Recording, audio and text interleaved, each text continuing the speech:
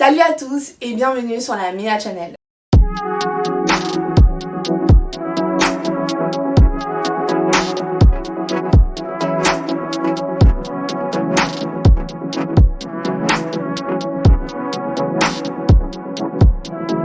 Avant de commencer, je vais vous demander de vous abonner parce qu'il y a d'autres vidéos qui vont arriver et ça me fait très plaisir de pouvoir partager tout ça avec vous.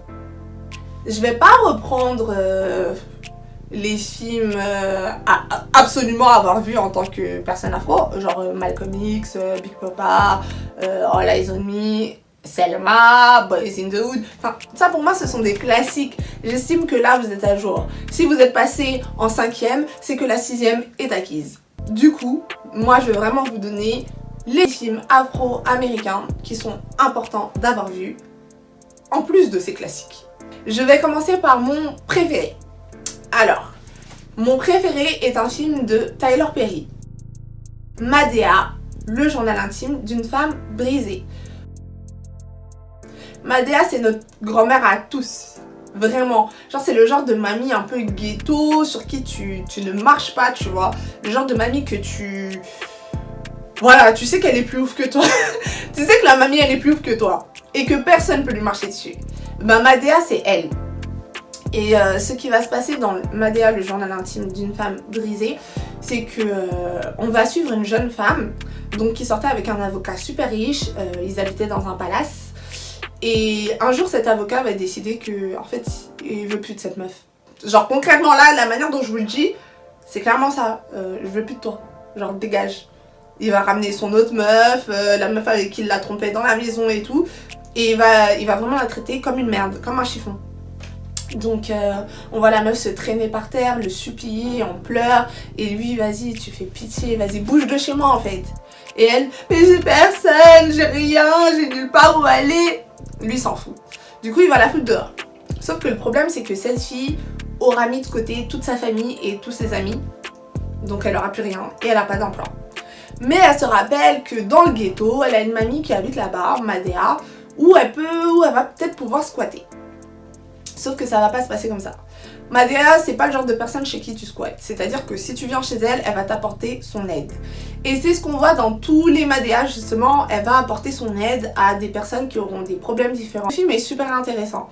Il est très drôle, mais au-delà de ça, il a énormément de valeur. Parce qu'on suit une femme qui pensait que tout lui était dû, qu'elle vivait dans un rêve. Mon homme a de l'argent, donc je m'inquiète pas.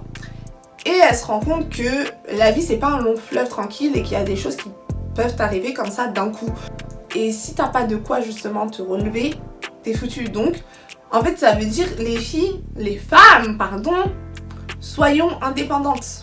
Même si on vit la vie de rêve, on n'est pas à l'abri d'un danger. Et c'est ce que nous raconte justement Madea. C'est mon film préféré et c'est un film à voir.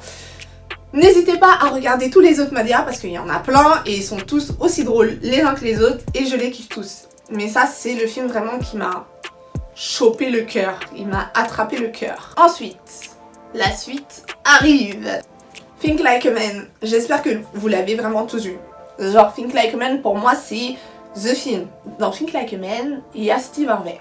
Steve Harvey c'est mon oncle. Il va écrire un livre. Il va écrire le livre Soyez femme mais pensez comme un homme. Donc Think Like a Man, pensez comme un homme. Et dans ce livre en fait il va délivrer aux femmes tous les secrets des hommes. Ce livre en fait c'est un peu le mode d'emploi, le guide d'utilisation pour les hommes. J'estime qu'il aurait dû être plus gros. Vu toutes les questions qu'on se pose et vu la complexité de l'homme, même s'ils vont dire non c'est les femmes, on s'en fout. Vous êtes compliqués les hommes. Mais voilà, c'est quand même un livre de 240 pages pour expliquer, pour avoir un mode d'utilisation sur les hommes. Vous le trouverez à la Fnac et sur internet bien sûr, le livre Think Like a Man qui est très intéressant. Mais revenons au film. Dans le film justement, Steve Harvey produit ce livre et il va tomber entre les mains d'un groupe de femmes qui va l'utiliser justement pour... pour faire ce qu'elles veulent avec l'homme qu'elles ont en face d'elles. Enfin, faire ce qu'elles veulent, c'est un grand mot, mais en gros, les hommes vont se dire, mais bizarre, j'ai jamais vécu ça, elle sait déjà tout ce que je veux, elle sait quoi faire, enfin, je comprends pas. Et en fait, elles vont anticiper chaque action des hommes grâce à ce livre. et vont faire en sorte de mener la barque. Sauf que les hommes vont se rendre compte justement que Steve Harvey les a trahis en créant ce livre et vont décider justement d'avoir un tour d'avance sur les femmes en répondant coup pour coup justement à chaque action.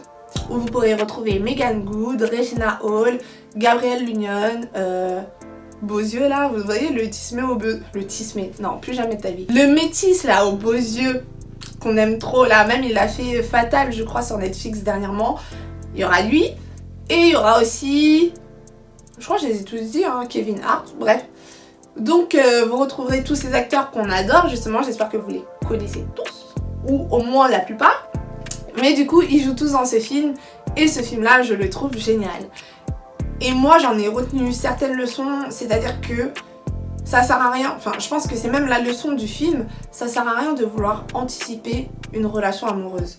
De partir avec de la négativité, de se dire ah il faut que j'ai des tactiques et tout. Non, une relation amoureuse c'est une expérience. S'il y a une relation amoureuse qui se présente, vivez votre expérience. Soyez intègre avec vos valeurs, soyez vous-même, donnez ce que vous avez à donner, donnez par rapport à la personne que vous avez en face, de sorte que si ça se finisse, vous savez que vous avez donné ce que vous aviez à donner et que c'est pas de votre faute.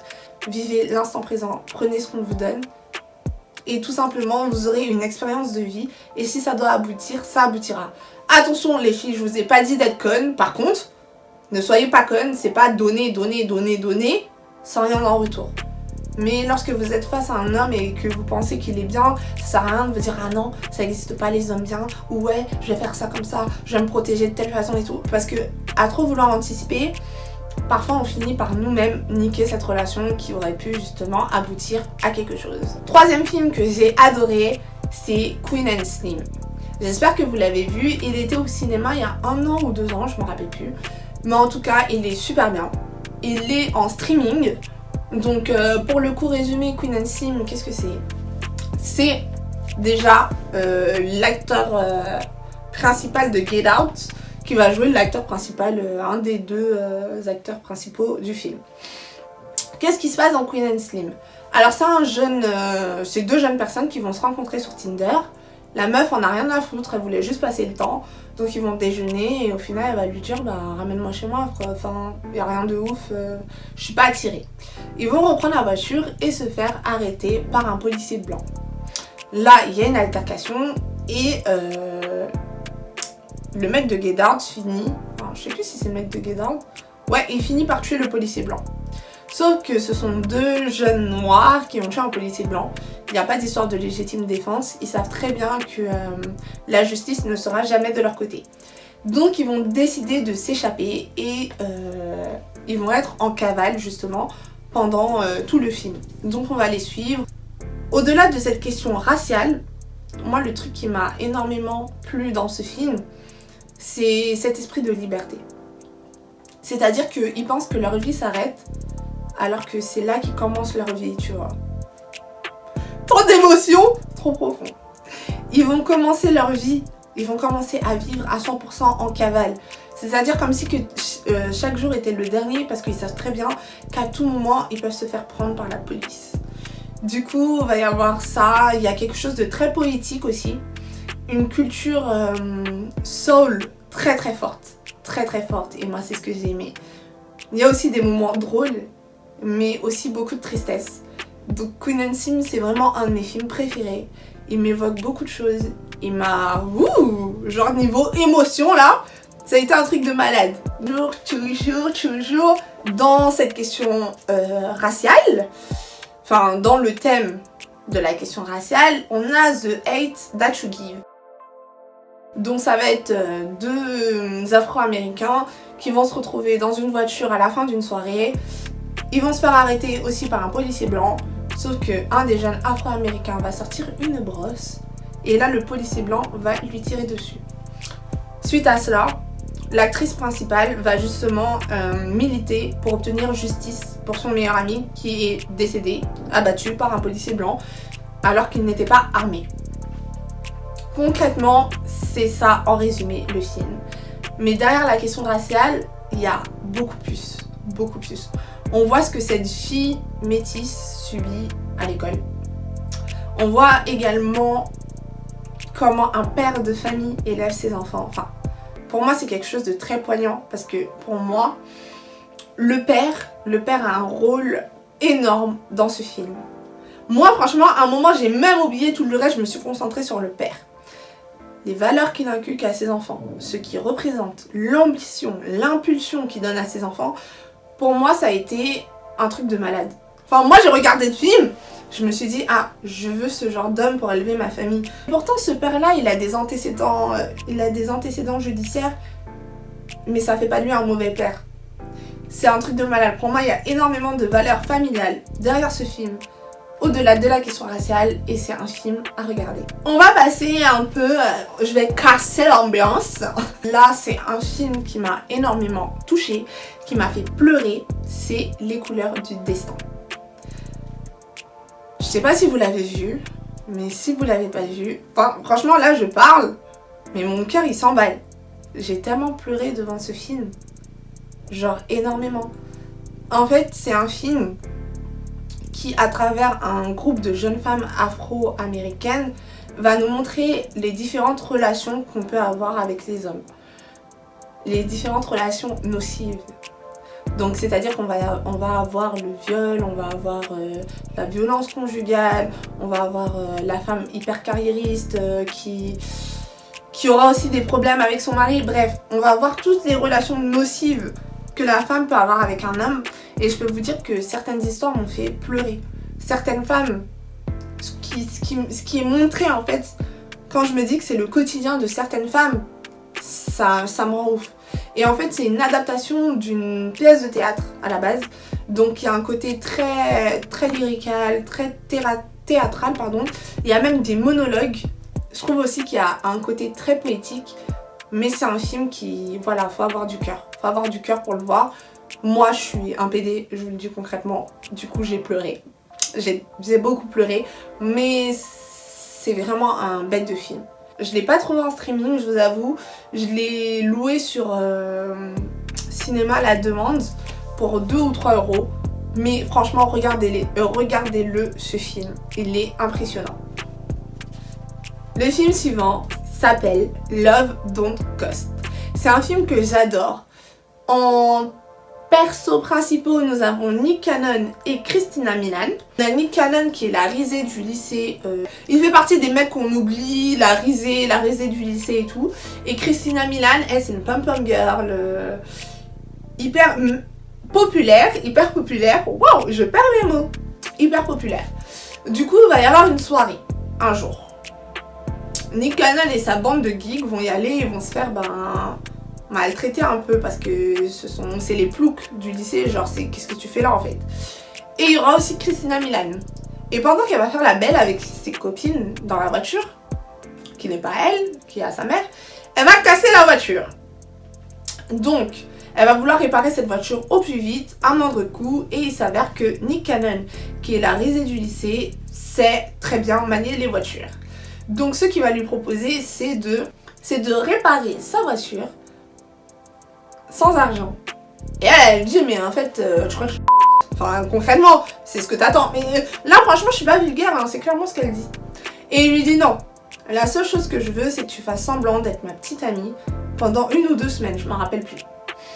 Et du coup, c'est ce qui va se passer. Et Nick Cannon, bien sûr, derrière ça, il voulait attirer les autres filles du lycée parce que si la plus populaire sort avec toi, bien sûr, les autres filles vont le vouloir. Donc, c'est ce qui va se passer et il va devenir ultra populaire.